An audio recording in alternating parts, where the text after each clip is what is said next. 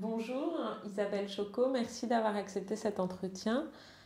Aujourd'hui, nous n'allons pas raconter toute votre histoire, je renvoie au témoignage que vous venez de publier, La petite fille aux yeux bleus, et on va s'intéresser au moment de la libération. Pouvez-vous nous dire où étiez-vous avant la libération?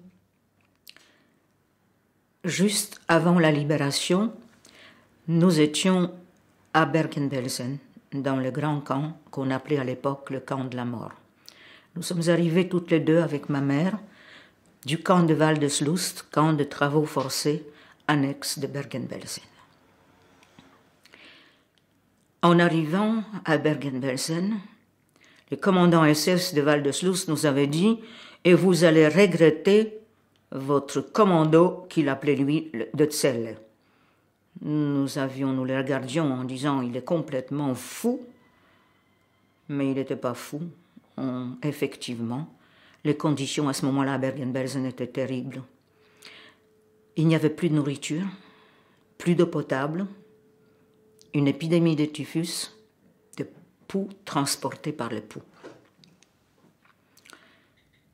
Ma mère, comme d'habitude, dès que nous sommes arrivés, elle cherchait quelques connaissances pour pouvoir sauver sa fille.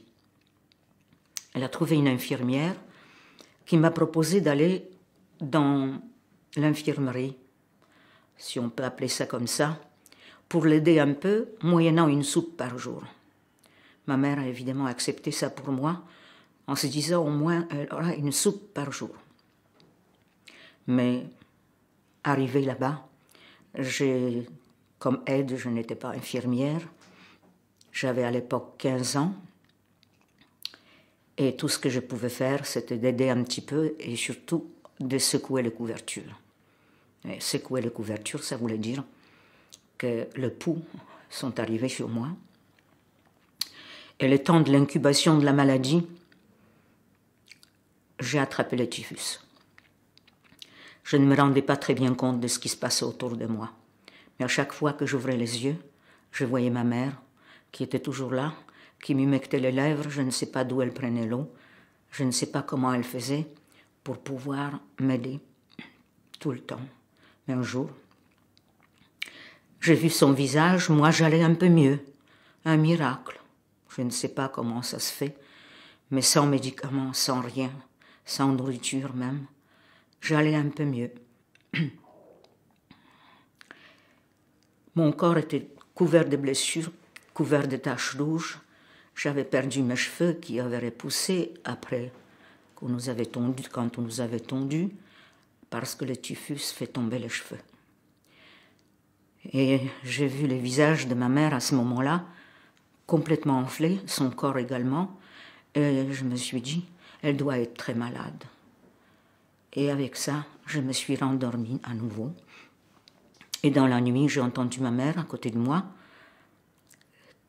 toujours couchées par terre toutes les deux, me disant « Écoute-moi, va me faire cuire la cacha. La cacha, c'est de l'orge qu'on consomme pas mal en Pologne. » Et moi, en ouvrant les yeux, un petit peu, sans vraiment me réveiller, je lui ai dit « Il fait nuit, demain matin, je vais te faire cuire la cacha. » Je me suis rendormie. Le lendemain matin, ma mère a toujours été à côté de moi. Je l'ai bousculée un petit peu pour pouvoir lui parler. Elle ne bougeait pas, elle ne bougeait plus. Alors j'ai commencé à la secouer un petit peu plus. Je me suis rendu compte que ma mère était décédée dans la nuit.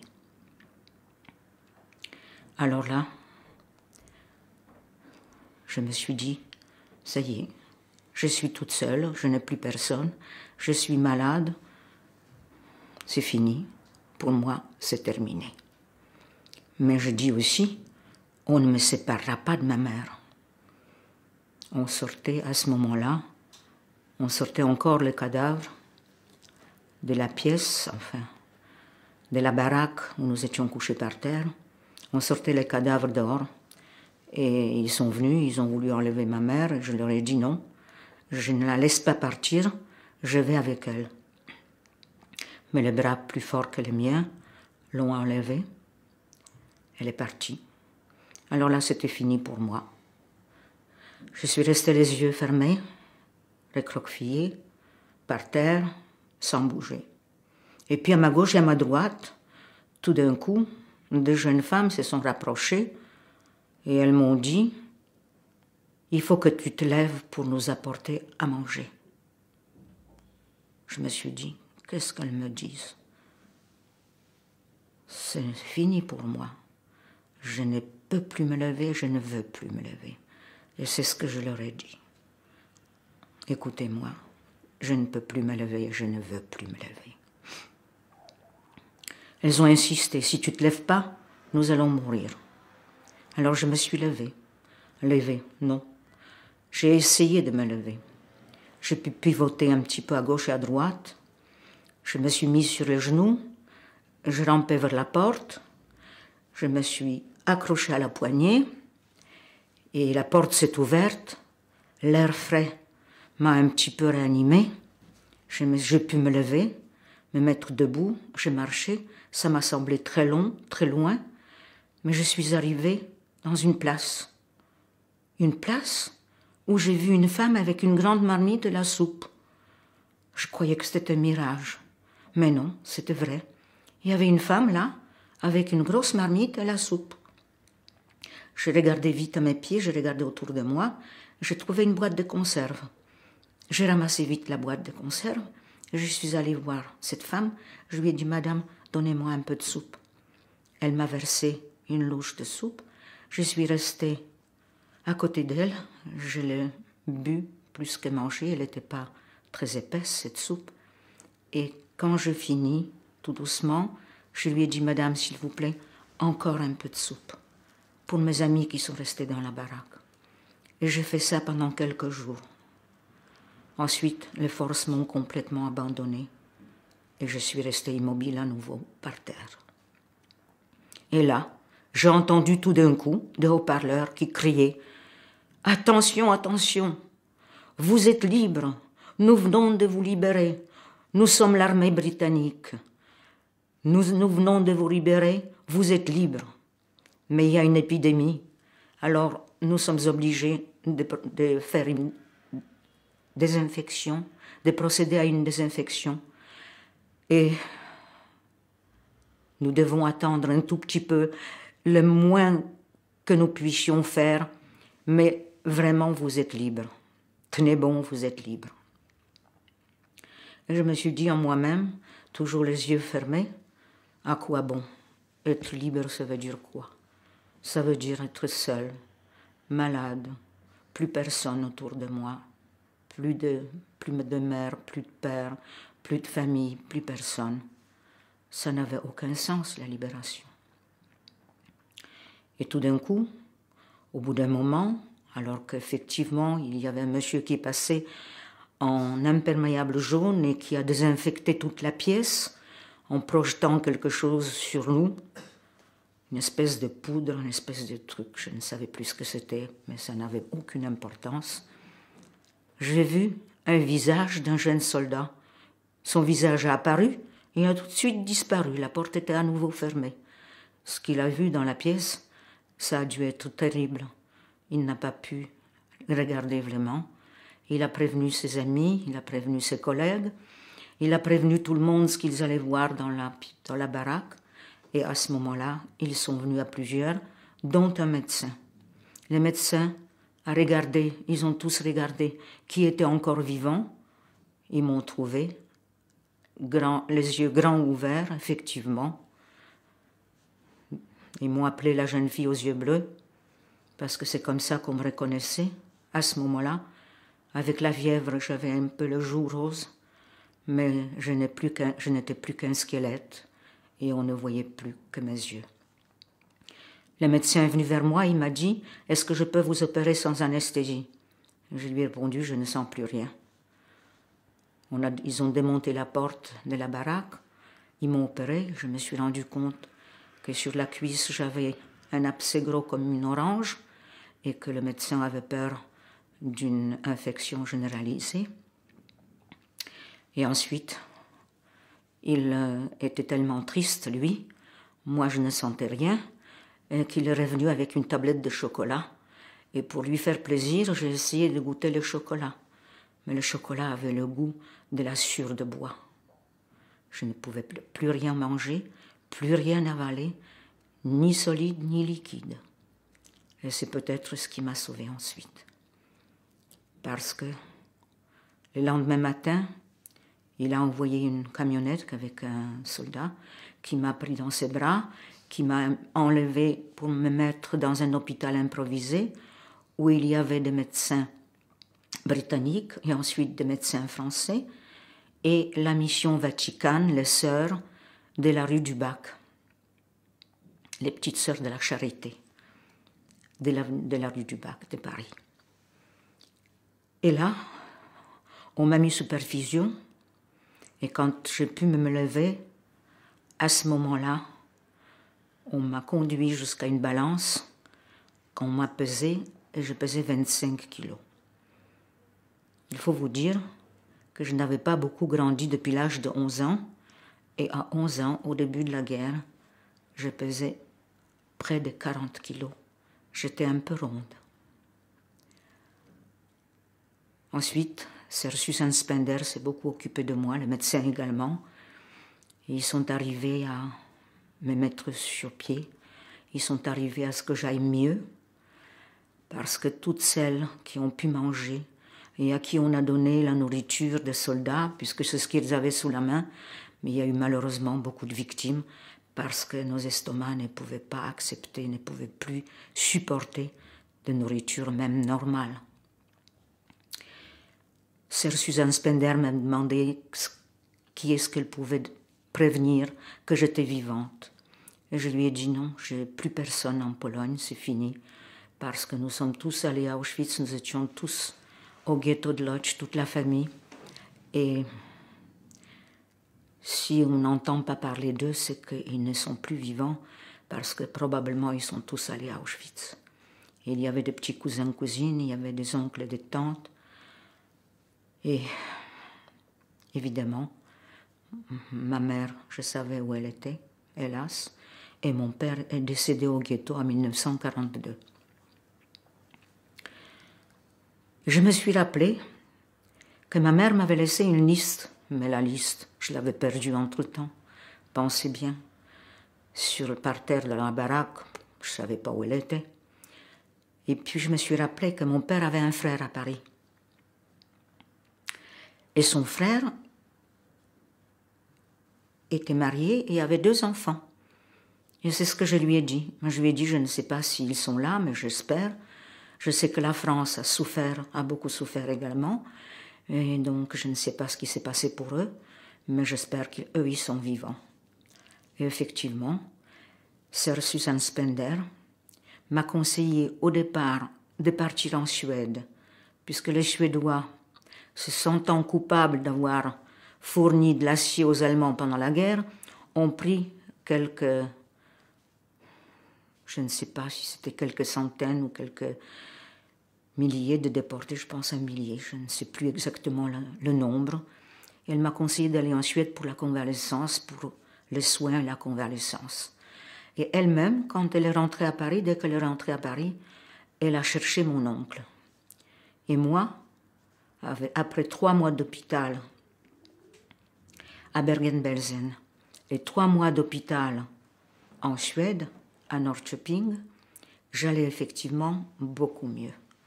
Comment, excusez-moi, vous êtes allé de Bergen-Belsen en Suède? On m'a embarqué sur un brancard, sur un bateau, et sur le bateau, il y avait déjà les infirmiers suédois qui nous amenaient donc à Norrköping, mais par contre, il y avait un médecin allemand, et comme j'avais un eczéma avec des pustules sur tout le bras et puis sur le corps, le médecin allemand est venu avec les ciseaux en voulant, si vous voulez, percer les pustules pour essayer de me guérir, parce que quand même j'étais encore très malade.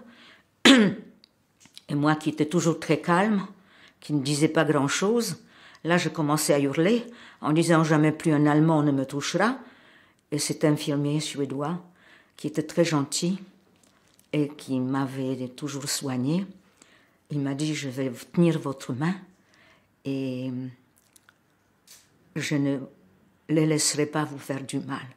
Et je resterai là tout le temps. » Il m'avait pris en amitié parce que comme pendant la guerre, dès que je pouvais, au ghetto c'était encore possible, pas dans les camps de concentration, mais au ghetto c'était possible, j'avais une bibliothèque. Et au ghetto j'amenais mes livres. Et dès qu'il y avait un problème, dès qu'il y avait des choses, je n'arrêtais pas de lire des livres. Et j'avais des livres de la bibliothèque, de tous les prix Nobel de littérature. Et j'ai beaucoup lu.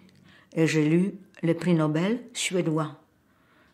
C'était Björn Björnson, Selma Lagerlöf. Et je l'ai dit aussi à cet infirmier qui m'a pris en amitié. Il s'est beaucoup occupé de moi sur les bateaux et nous sommes arrivés à Norrköping dans un hôpital suédois préparé exprès pour nous. Et nous étions là, couchés dans des pièces, sur des lits. Nous avons retrouvé effectivement un monde normal. Mais nous n'étions toujours pas normal. Vous étiez avec d'autres camarades déportés de Bergen-Belsen? Absolument. Nous étions plusieurs dans la même chambre. Et comme j'étais la plus jeune et la plus malade, les jeunes femmes venaient vers moi pour me demander d'où je venais, comment je m'appelais. Et puis il y avait une jeune femme qui est venue vers moi, qui s'est assise sur le lit, puis qui m'a demandé d'où je venais et comment je m'appelais. Et moi, je lui ai demandé, et toi, comment tu t'appelles et d'où tu viens? Elle m'a dit, moi, je viens de Pologne et je m'appelle Hanka Serczasz. Ah ben, j'ai dit, tu es ma cousine. Elle m'a regardée, mais elle m'a dit, comment tu sais? Je lui ai dit, mon père m'a beaucoup raconté des choses de la famille, des amis, et pour la famille, eh bien, ils avaient une très grande propriété à côté de Radom, et il m'a dit, tous les Strauch et tous les Serczasz sont de la famille. Donc, tu es dans la famille, de la famille. Et elle se trouvait par hasard dans le même hôpital? Tout à fait par hasard, de Bergen-Belsen. Elle était libérée également à Bergen-Belsen. Mais elle était plus âgée que moi, de 7 ans, en meilleur état. Elle vient de décéder hier. Ses enfants m'ont appelé. Elle était en Israël, où elle a terminé sa vie. Et ses 2 fils sont là-bas. Non, il y a un qui est aux États-Unis et un en Israël. Mais là, en Suède, nous étions toutes les 2 ensemble. Elle a décidé qu'elle allait s'occuper de moi. Et effectivement, elle s'est occupée de moi. Et j'allais beaucoup mieux ensuite à l'hôpital. Et là, j'ai reçu un télégramme. J'ai reçu un télégramme de mon oncle disant « Nous venons d'apprendre que tu es vivante et nous sommes très heureux et nous voulons que tu viennes chez nous. » Alors moi, et il m'a envoyé un peu d'argent. Alors moi, je lui ai tout de suite répondu que je le remerciais infiniment, que je n'avais pas besoin de grand-chose parce que je suis soignée par les Suédois. Mais je sais qu'en France, ils ont eu la guerre aussi, et que je sais que pour mon oncle et ma tante, qu'ils ont 2 enfants, et je ne sais pas si vous allez pouvoir vous occuper de moi, parce que moi, il faut que je finisse mes études. Et pour la première visite, quand je suis descendue de l'hôpital, je suis allée dans un supermarché, que je ne connaissais pas. La première fois de ma vie, j'ai vu un supermarché. Et comme j'ai entendu, j'avais demandé ce qui manquait en France à ce moment-là, on m'a dit, il n'y a pas de café, pas de chocolat, pas de bagnelon, pas de sucre, pas de... Enfin, on m'a dit plusieurs choses. Alors, j'ai fait un grand colis. J'ai acheté tout ça au supermarché. Je l'ai envoyé en France. Et moi, je me suis acheté une chemise de nuit. je ne sais pas pourquoi, une chemise de nuit. Les Suédois m'ont donné une robe, une jupe, un corsage, un manteau, des chaussures, des bas. Est-ce qu'ils m'ont donné une chemise de nuit ou des chemises de culottes tout simplement? Je ne me rappelle pas. Peut-être pour ça que j'ai acheté une chemise de nuit. Mais donc je n'avais besoin de rien. Mais par contre, comme je détestais qu'on ait pitié de moi, je mangeais pas mal. Et à l'hôpital déjà à Bergen-Belsen, et je continuais en Suède. Et je me suis retrouvée très vite assez ronde parce que je prenais 4 kilos par semaine. Dès que je pouvais manger, je prenais 4 kilos par semaine. Et quand je suis arrivée à Paris, parce qu'évidemment mon oncle m'a répondu et ma tante qu'une jeune fille ne peut pas rester seule, parce que je leur ai appris que je pouvais rester en Suède en tant qu'orpheline de guerre, et je pouvais aller en Israël aussi, en Pologne aussi. Mais là, étant donné que j'ai oublié de vous dire qu'il y avait 2 sœurs de la mission Vaticane, une polonaise à côté de la sœur Suzanne Spender, et la sœur polonaise, malheureusement, quand elle est venue vers moi, à l'époque, je parlais beaucoup moins bien le français et beaucoup mieux le polonais. Tout ce qu'elle a trouvé à dire, c'est « Tu n'as pas honte de te faire laver les pieds par sœur Suzanne ?» avec beaucoup de mépris. À cette époque, j'étais encore dans l'état que je vous ai raconté. Je ne pouvais pas bouger. Comment cette sœur, quelle était son église, quel était son pays, comment est-ce qu'elle pouvait, pour une gamine mourante, comment elle pouvait parler de cette façon-là? Je pense que ça m'a décidé de ne pas retourner en Pologne en me disant « Je crois qu'on ne veut plus de moi en Pologne ».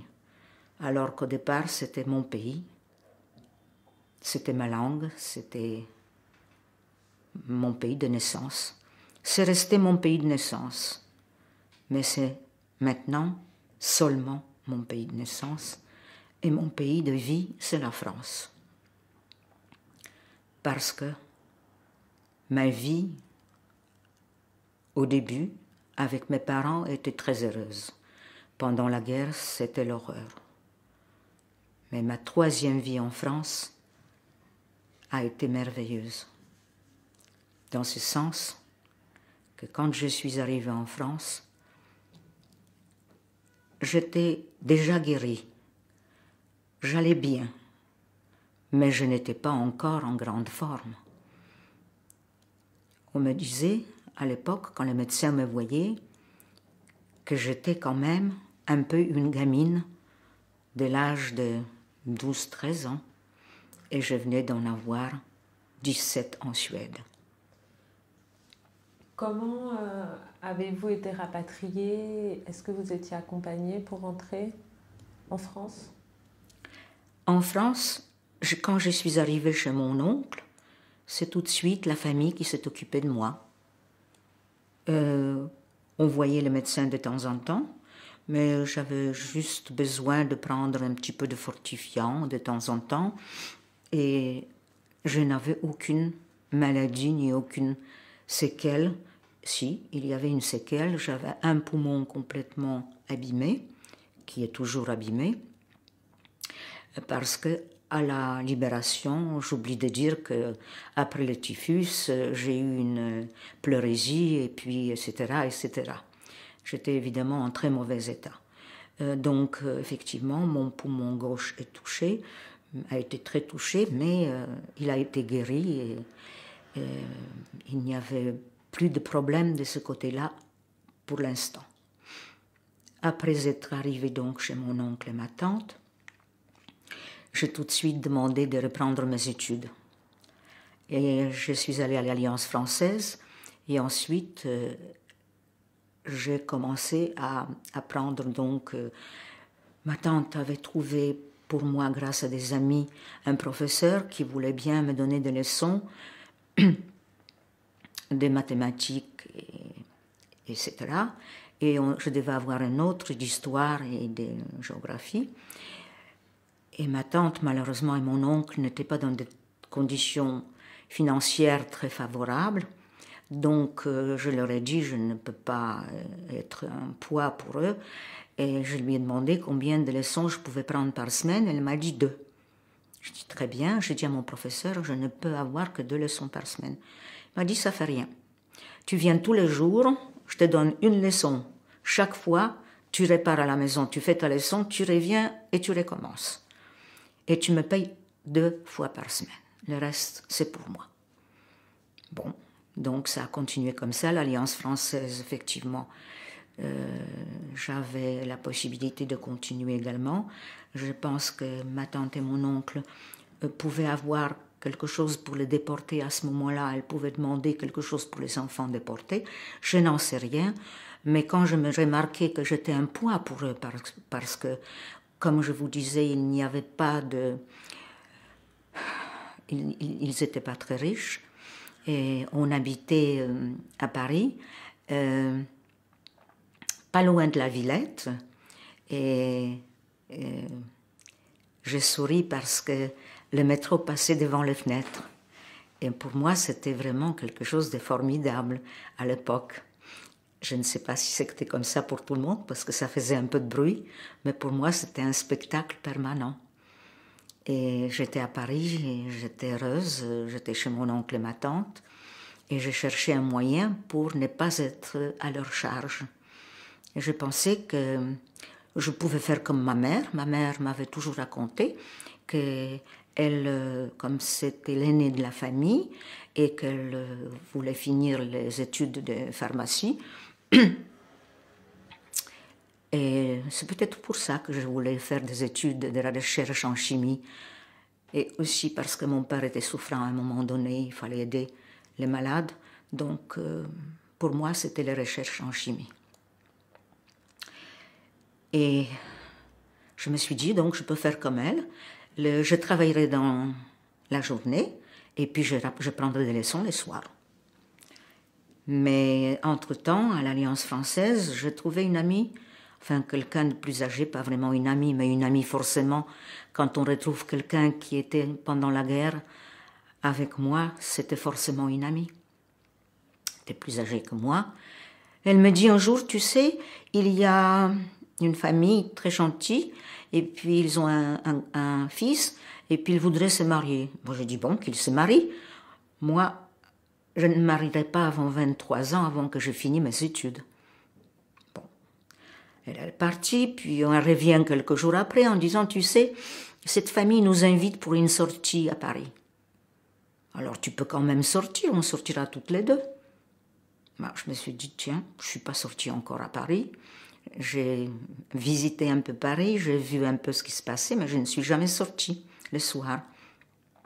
Bon, on peut sortir le soir, d'accord. On est sorti le soir, j'ai vu Edith Piaf, et inutile de vous dire ce que j'ai ressenti quand j'ai vu sur cette grande scène une femme tout de noir vêtue, petite. Au début, on ne la voyait presque pas, et les lumières se sont allumées, et sa voix a commencé à chanter, et je trouvais que c'était quelque chose d'absolument extraordinaire. J'ai fait connaissance donc de la famille des parents et de mon mari. Ses parents, je les ai trouvés extrêmement agréables et vraiment très bien. Et puis leur fils, il m'a surpris parce qu'il avait une façon de faire avec des jeunes femmes que je ne connaissais pas. En Pologne, on faisait la cour aux jeunes filles pendant des jours et des semaines et des mois. Et puis, on n'osait pas du tout la toucher et puis surtout pas l'embrasser. Bon, quant à lui, il s'est approché de moi tout de suite. Il m'a prise par le bras, il m'a dit des choses comme ça gentilles. Bon, je me suis dit, tiens, c'est une autre manière que je ne connais pas. Et puis je suis rentrée chez moi. Et puis à partir de ce moment-là, il a décidé de me voir tous les jours et de m'amener chez ses parents. Pratiquement tous les jours, il venait me chercher. Après mon alliance française, après mes études, il venait me chercher. Et donc, avec ses parents, j'ai parlé, il était d'origine polonaise, la même ville par hasard que moi. Ses parents parlaient le polonais. Moi, je commençais à parler le français, mais je parlais encore un peu mieux le polonais à l'époque. Ce que je n'ai pas indiqué tout à fait, c'est que j'avais appris le français. Quand j'étais petite, à l'âge de 7 ans, j'avais une maîtresse de français et un professeur de français qui venait à la maison. Je prenais des leçons de français. Ça m'a beaucoup aidé pendant la guerre, grâce aux prisonniers français qui nous ont aidés vraiment là, beaucoup. Connaître les langues, connaître les choses, avoir un esprit ouvert, c'était tellement ce que mes parents voulaient pour moi. Aider les autres, les plus faibles, c'était des valeurs familiales que je n'ai jamais oubliées. Mes parents m'ont appris tellement de choses que vraiment c'est ça qui m'a permis de revivre, de survivre, surtout en les ayant entendus parler avant qu'ils ne décèdent, que mon pari ne décède. Elle est grande maintenant, elle est intelligente, tiens ça, je ne sais pas, mais elle est grande, elle est en bonne santé, elle pourra peut-être survivre, elle pourra survivre. Et c'est ça qui m'a tenu tout le temps.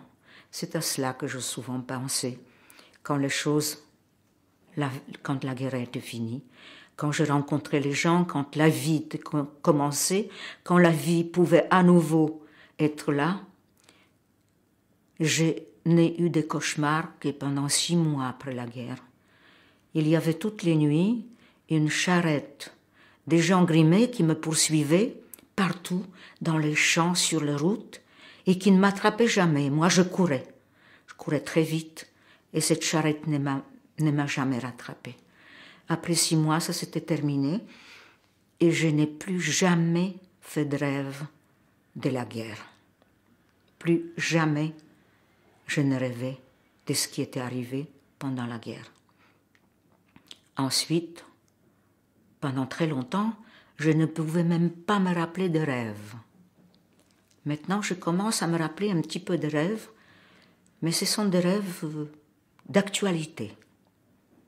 La vie a repris pour moi avec les souvenirs de mes parents. Grâce à ça, j'ai donc parlé à mes futurs beaux-parents et à mon futur mari en toute confiance, et j'avais annoncé à ma tante et mon oncle que j'allais me marier.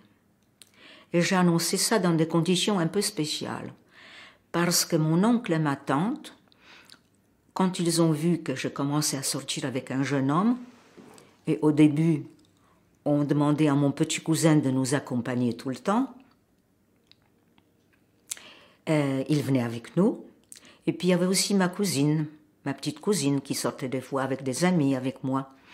Donc je devenais un peu autonome, mais mon oncle et ma tante, je ne sais pas, ils avaient un peu peur pour moi. Et ils ont décidé de m'envoyer en vacances. En 1946, en été, je suis arrivée chez eux au mois de février. J'ai fait connaissance de mon futur mari au mois de mai-juin. Et ils ont décidé qu'au mois de juillet, j'allais partir en vacances dans un camping des enfants juifs, d'une association juive. Mais ils ne se sont pas rendus compte de ce que c'était pour moi. Ils ne se sont pas du tout rendus compte. Ils ne voulaient pas que j'aille voir leurs amis qui m'ont invité, qui étaient dans le sud de la France, qui aurait été merveilleux pour moi. Et ils m'ont envoyé dans ces campings dans le Jura. Je suis arrivée dans les campings dans le Jura. Qu'est-ce que je trouvais? Des tentes. Et j'ai couché par terre à nouveau. La pluie tombait, et j'étais mouillée à l'intérieur de tante. Avant que je ne parte, ma tante m'a dit, si tu n'es pas très heureuse, n'écris pas à ton oncle parce que ça lui fera du chagrin.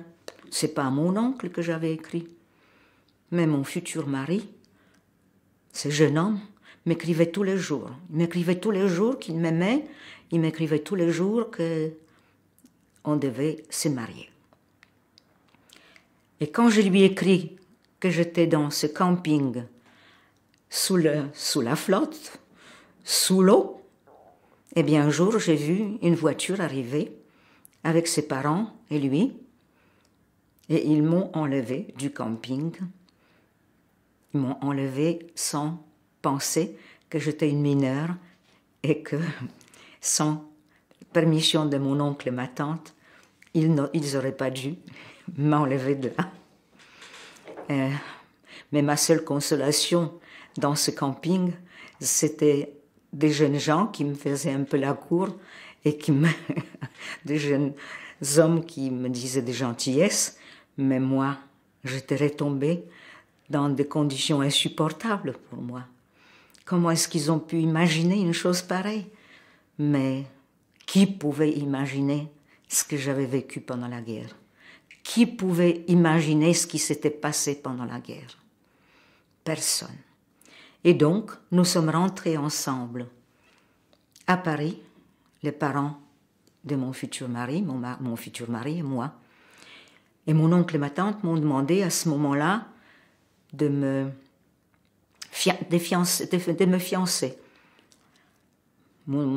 Mes futurs beaux-parents n'y voyaient pas d'inconvénient. Donc on s'est fiancés au mois de septembre et on devait se marier au mois de décembre. Au mois de décembre, mon oncle et ma tante voulaient faire un mariage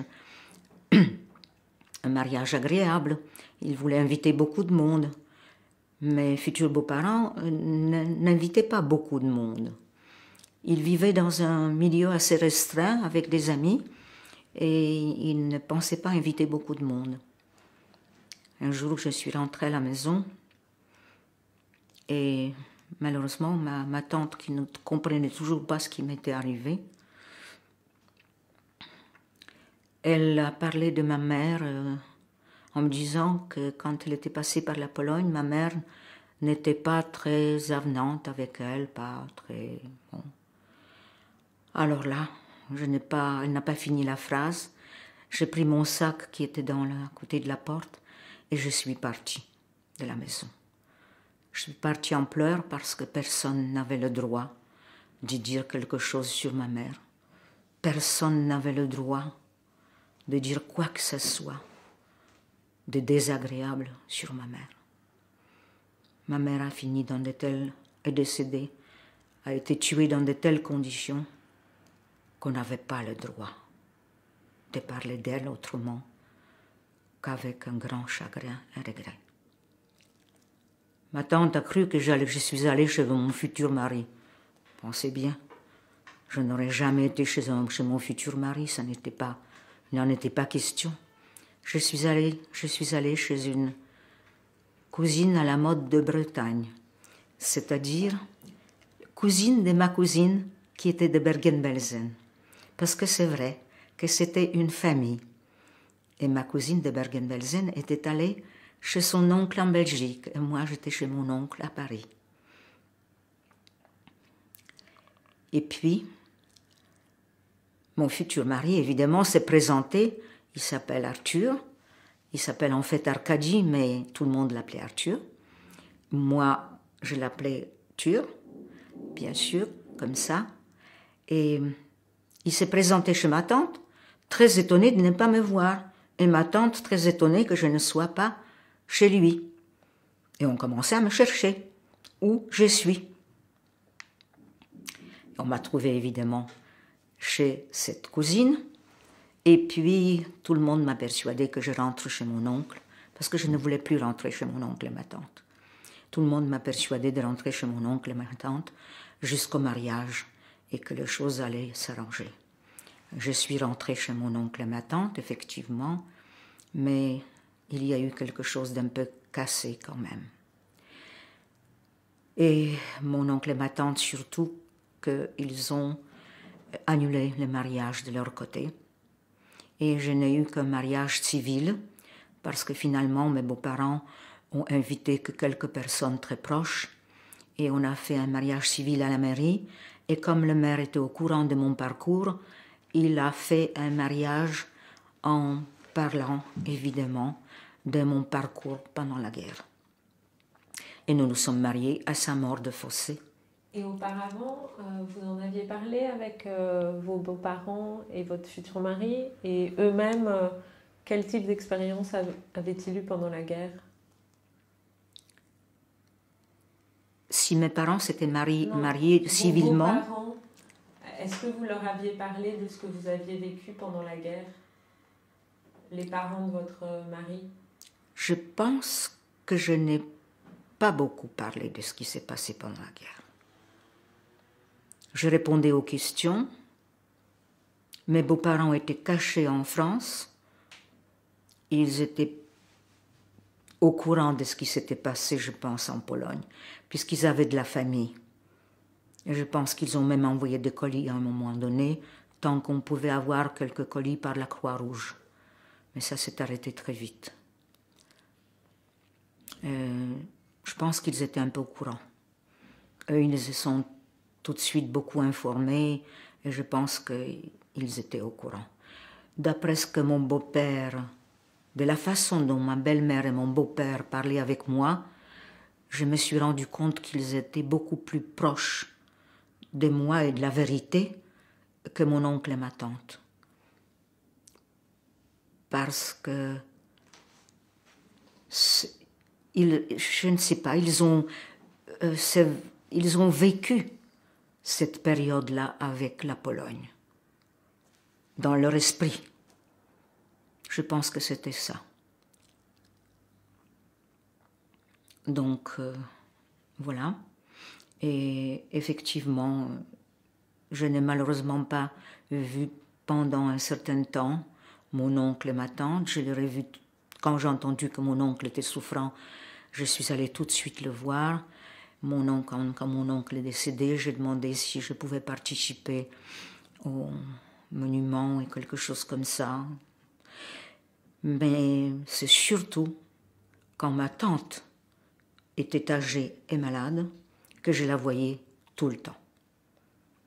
J'allais là où elle était internée, dans une maison rue des Picpus, dans la maison de Rothschild. Dans les dernières années de sa vie, elle les a passées là, dans ces meubles, dans une chambre, mais avec les soins médicaux, avec tout ce qu'il y avait autour. Et moi, je la voyais très, très souvent. J'allais la voir, je la consolais, je parlais avec elle.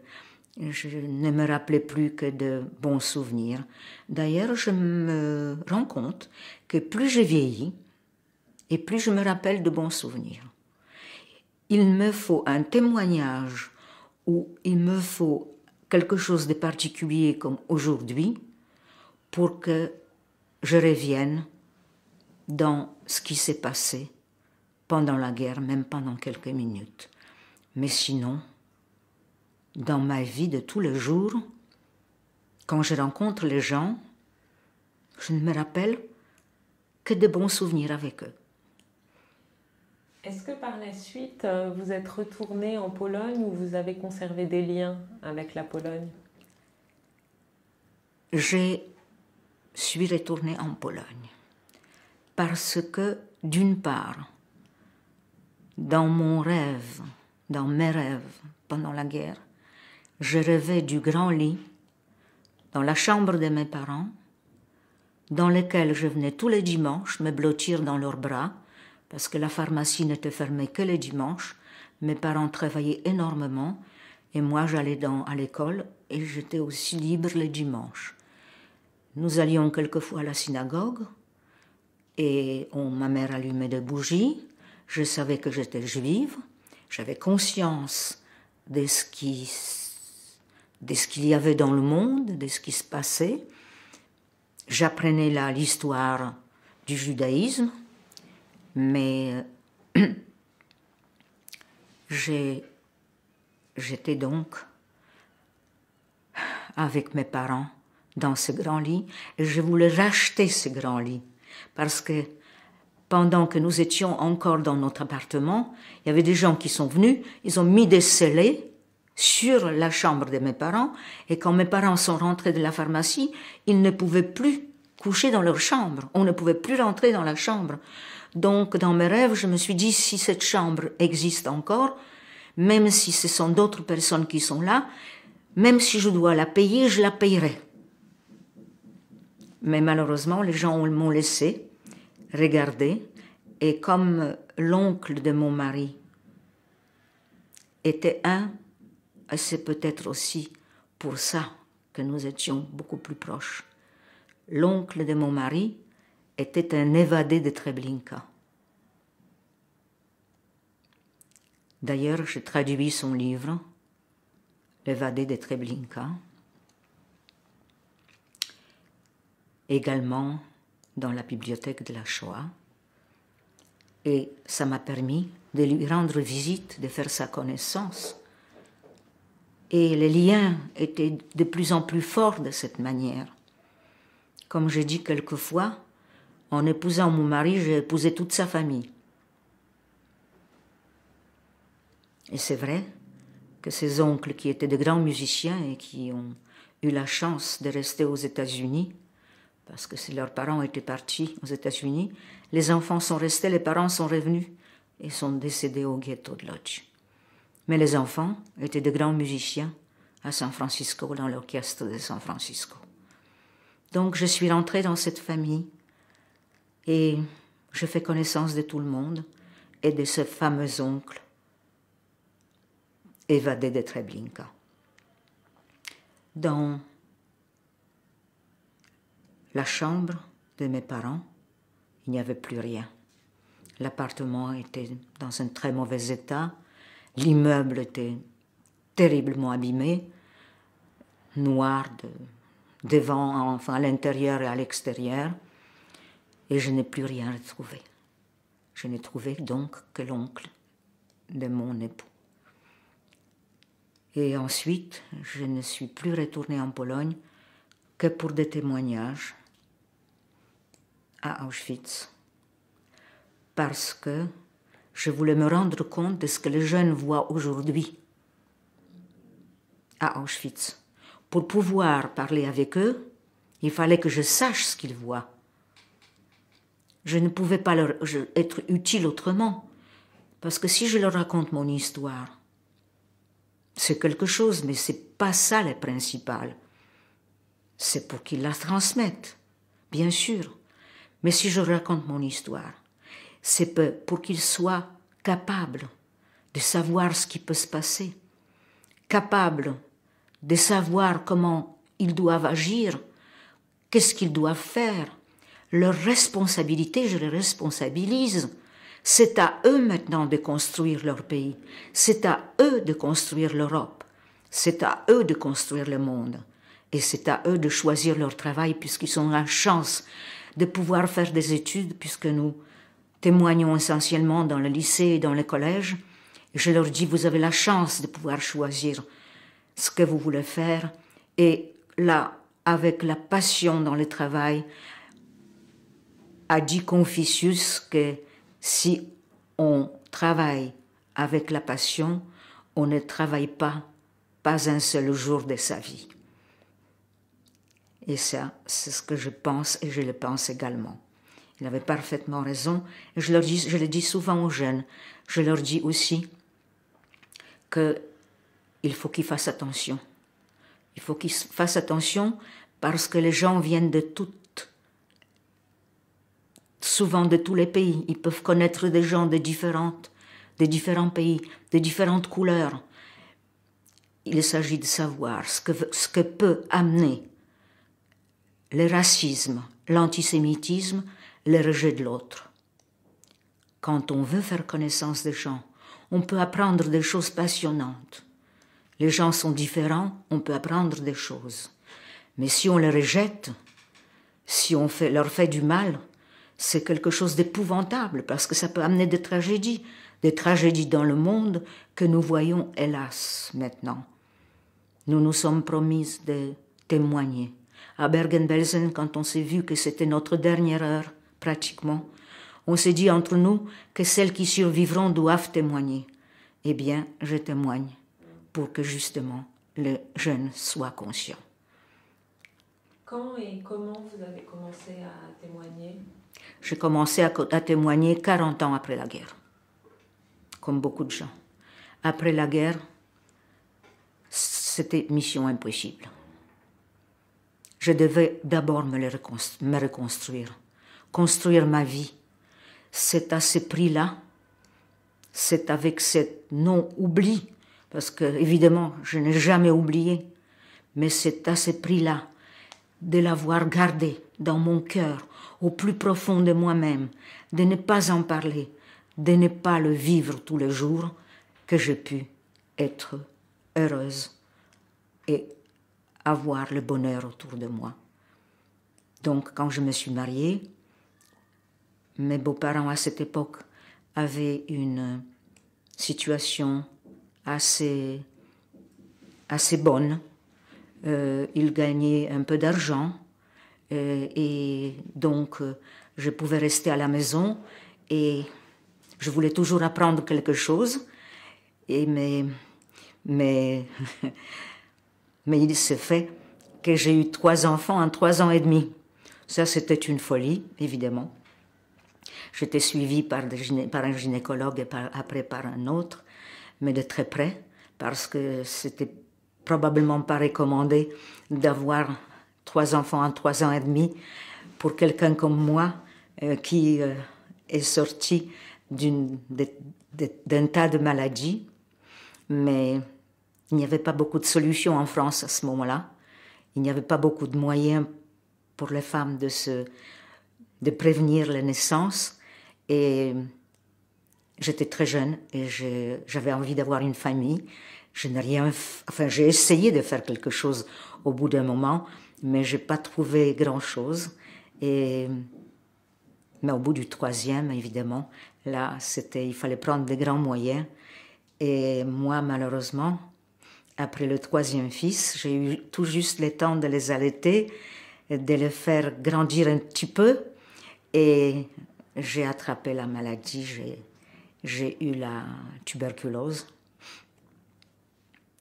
Et j'étais malade, et à un tel point que je me suis demandé à un moment donné si j'allais pouvoir devenir une jeune femme comme les autres. Mais j'ai toujours été très forte, avec l'espoir, toujours, avec mes parents, toujours. Et je me suis dit, 3 enfants. Alors quand on a voulu m'hospitaliser, j'ai dit non.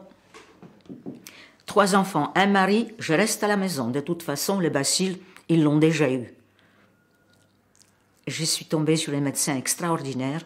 Il a dit oui, vous pouvez rester à la maison, à 2 conditions.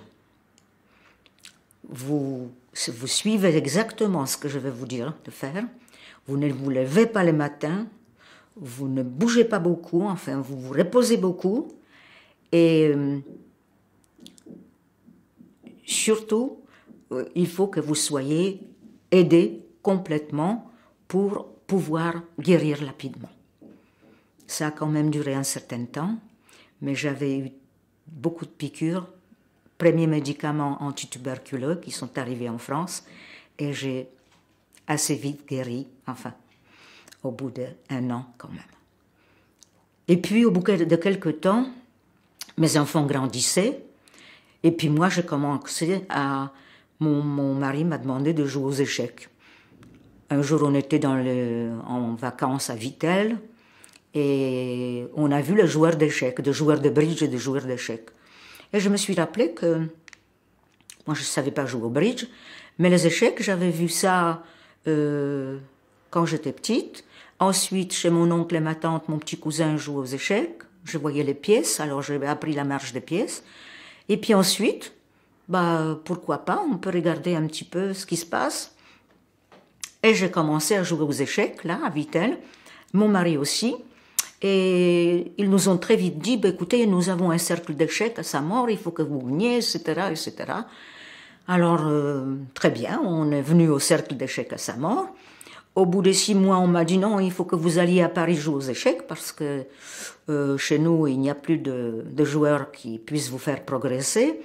Et je suis allée à Paris, j'ai joué aux échecs, mes enfants étaient gardés par mes beaux-parents, par une personne que j'avais à la maison. À cette époque encore, on avait des possibilités, je pouvais m'éclipser et je pouvais jouer un peu aux échecs.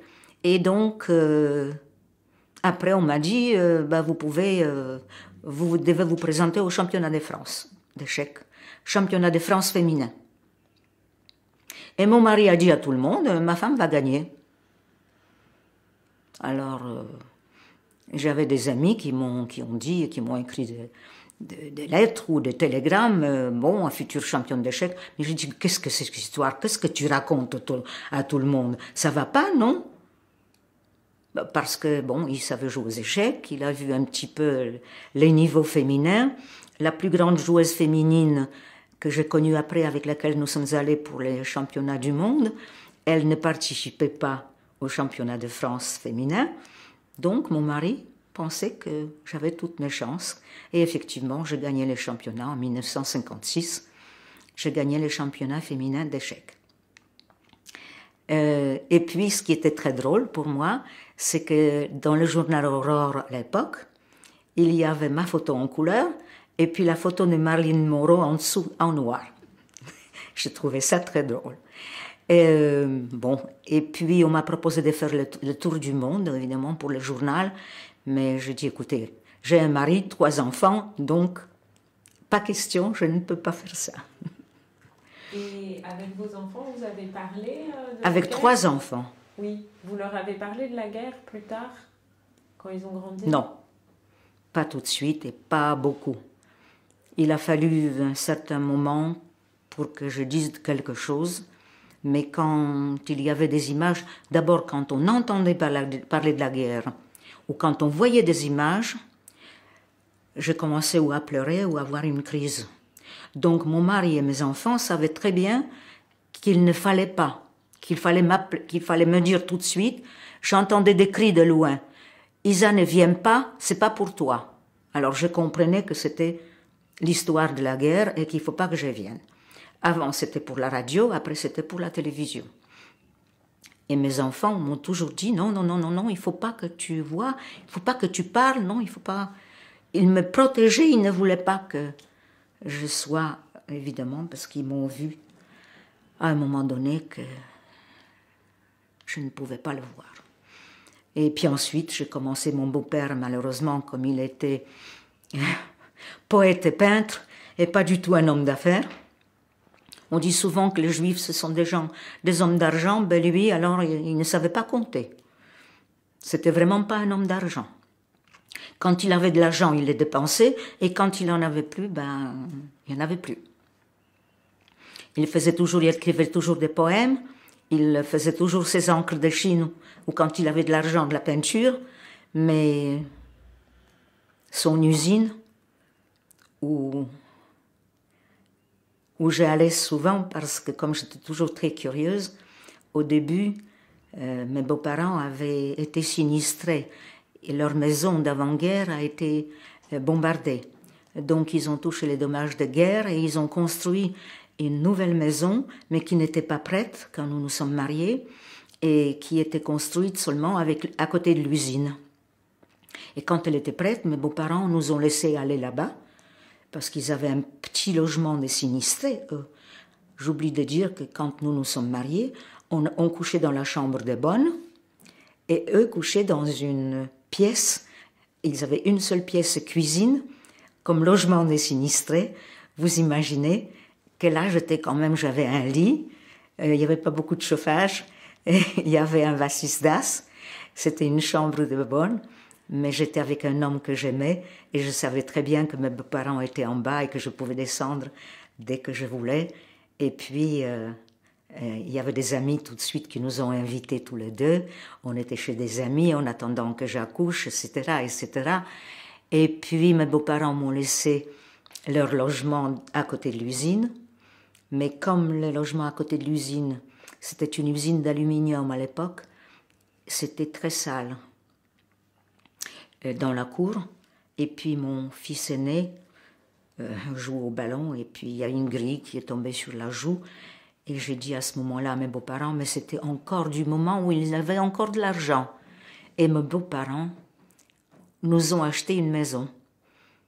Ils ont acheté une maison, pas celle pour laquelle ils avaient donné un acompte, parce que mon beau-père, toujours ne sachant pas compter, il n'a pas pu payer la maison, il a pu payer qu'une maison plus ancienne et plus, plus vétuste, mais nous, on a tout arrangé. La maison était magnifique.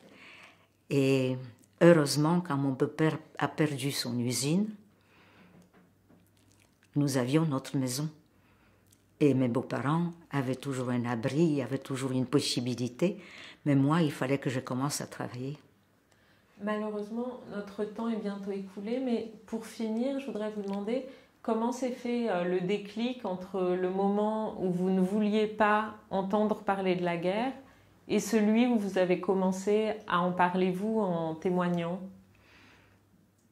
C'était au moment où j'ai lu dans le journal que mon mari recevait, que mon beau-père recevait, les patriotes résistants, au moment où une annonce apparut, il y aura un monument à Paris, au cimetière de Père-Lachaise, pour la mémoire des disparus à Bergen-Belsen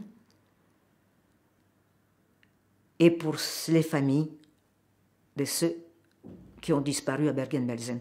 Alors là, je dis tout de suite, je vais dans l'association, je commence à m'occuper de ça, je ne peux pas le laisser tomber parce que ça, c'est ma mère qui est là-bas. Et effectivement, j'ai participé au monument de Bergen-Belsen, à la construction du monument, avec le général d'Astorg. Son fils architecte a fait les plans. Et le général d'Astorg, qui était déporté également à Bergen-Belsen, c'était le premier homme, la première personne à qui j'ai parlé de ce qui s'est passé pendant la guerre, de ce qui m'était arrivé pendant la guerre. Et c'était à ce moment-là que j'ai commencé à m'occuper des associations et des témoignages. Merci beaucoup.